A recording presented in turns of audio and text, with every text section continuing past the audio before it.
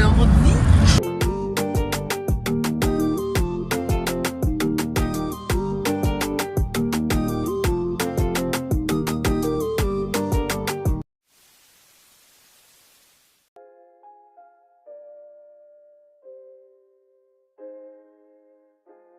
Le collectif Justice et Honneur pour le Cameroun, dont je fais partie, enquête depuis plusieurs jours sur une histoire rocambolesque d'homosexualité impliquant l'ancienne capitaine des Lions Indomptables, Gaëlle Nganamouit, et une jeune fille, la nommée Aanda Nomo Brenda Charlie, âgée de 24 ans et portant le pseudonyme de Khalifa. Ces deux protagonistes entretenaient une idylle qui vient de tourner au vinaigre. Cette affaire fait depuis quelques heures les choux gras de la toile. C'est une histoire d'amour entre deux femmes.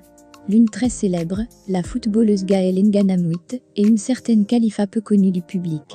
Mais le couple est remarqué dans certains milieux huppés de la capitale. Les découvertes que nous avons faites au cours de notre enquête nous ont permis de comprendre que ce cas n'est que la face visible de l'iceberg. Tout porte à croire qu'il existe un vaste réseau LGBT tapi dans l'ombre au Cameroun. Des hautes personnalités, des stars, hommes et femmes sont cités. Les documents, les vidéos que nous avons exploitées donnent la chair de poule. Ce qui circule sur la toile n'est qu'une infime partie de ce qui existe. Partouze, cunilingus, fellation, jeux sexuels diaboliques, démoniaques et au god, tout peut s'y inviter. Pour revenir au cas de notre icône Gaëlle Nganamouit et Khalifa, nous avons eu à échanger avec les différentes protagonistes. D'après les révélations que nous a fait Khalifa, qui vit désormais avec la peur au ventre, la romance amoureuse entre elles et Gaëlle commence en janvier 2021 et prend fin en août dernier. En effet, selon les témoignages de Khalifa, une certaine MT, qui est une connaissance à elle, et qui est la compagne de Gaëlle l'invite, dans leur appartement-ci au quartier Omnisport à Yaoundé, le 19 janvier 2021. Ce jour, elle la trouve avec Gaëlle. C'est ainsi que la star tombe sur son charme, et commence à lui faire les avances via Snapchat.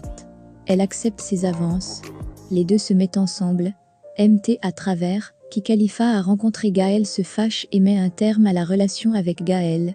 Khalifa et Gaëlle vivent paisiblement leur idylle. Elles font presque tout ensemble. Dans la voiture, comme dans l'appartement, elles se jettent en l'air. Dans les cafés et restaurants, les banques on aperçoit les deux tourtereaux. Le 4 août 2021 par exemple, le couple s'est rendu dans une agence à Friland à Yaoundé pour faire une opération bancaire. D'après ce que nous a confié Khalifa, le ministère des Finances avait attribué une somme de 30 millions à la fondation de Gaëlle Nganamouit, dénommée Fondation L'Enfant des Rails, qui a pour but de venir en aide aux jeunes et jeunes filles défavorisées. Le 4 août donc, elles se sont rendues à la banque pour faire un retrait de 28 millions, et ce même jour, elles se sont rendues dans un parking au rond-point Loncac, à côté de la station Total, pour que Gaëlle s'achète un véhicule à hauteur de 5,5 millions de francs CFA. Khalifa nous racontait également que ce jour-là, elle a demandé à Gaëlle de lui donner la somme de 2 millions de francs CFA pour son déménagement et elle lui fait savoir qu'elle devait utiliser le reste d'argent dans son école située à Soa, à 100 km de Mbassan. L'école en question, c'est le collège bilingue Gadine. En mi-août, Khalifa décide de mettre un terme à la relation. Lorsque nous lui avons posé la question de savoir pourquoi elle a subitement décidé de rompre avec la relation, elle nous fera savoir que Gaëlle Nganamouit lui proposait des choses bizarres. Elle m'a proposé des trucs bizarres, avec des gens pas nets, et j'ai refusé. Elle me faisait la pénétrer anal tous les temps avec un god. Après elle a commencé à me demander de faire pareil. J'ai refusé, nous confie Khalifa, qui poursuit en nous indiquant que le 9 septembre dernier, Gaëlle Nganamouit l'a fait arrêter par la police à Yaoundé, en l'accusant de lui avoir volé la somme de 10 millions. J'ai passé une nuit à la PJ. C'est au tribunal qu'on m'a libérée, parce qu'il n'avait pas de plainte, a-t-elle ajouté, non sans citer les noms des personnalités, qu'elle lui proposait de faire des trucs bizarres. Toujours selon Khalifa, le 6 octobre passé, elle reçoit ses vidéos débats sexuels d'un numéro nigérian où elle apparaît. Ce numéro va également essayer de l'appeler en audio et vidéo, via WhatsApp. 2 jours après, ces vidéos débats sexuels apparaissent sur les réseaux sociaux. Elle nous raconte que c'est Gaëlle Nganamouit qui avait fait ces vidéos et qu'elle n'a aucun doute que c'est elle qui les a mises dehors.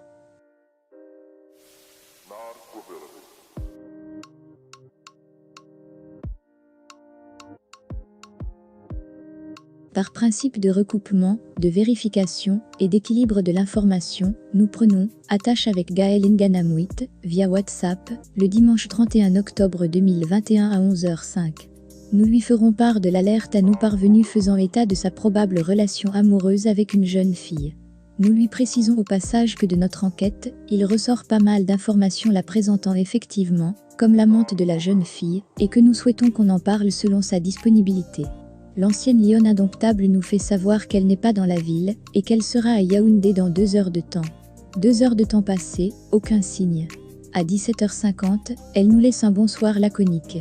Quelque temps après, une connaissance que nous avons en commun, nous fait savoir qu'elle souhaite qu'on se voie tous ensemble pour en parler. Nous acceptons sa proposition. Le rendez-vous est pris quelque part en ville. Nous nous y rendons, mais Gaëlle ne se présente pas.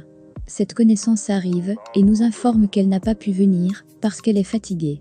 Nous lui faisons néanmoins part de ce qui en est, il nous rétorque qu'il va lui rendre compte, et nous revenir plus tard.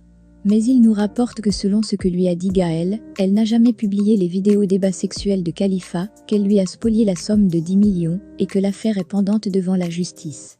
Nous lui signifions néanmoins le besoin de discuter avec elle personnellement, car nous avons des questions précises, qu'il lui revient à elle de répondre. Il faut préciser que la loi camerounaise réprime les pratiques homosexuelles, en son article 347.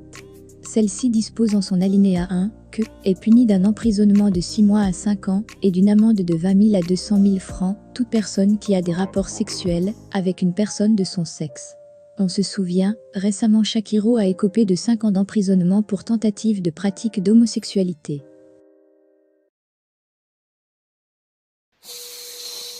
Narcoville.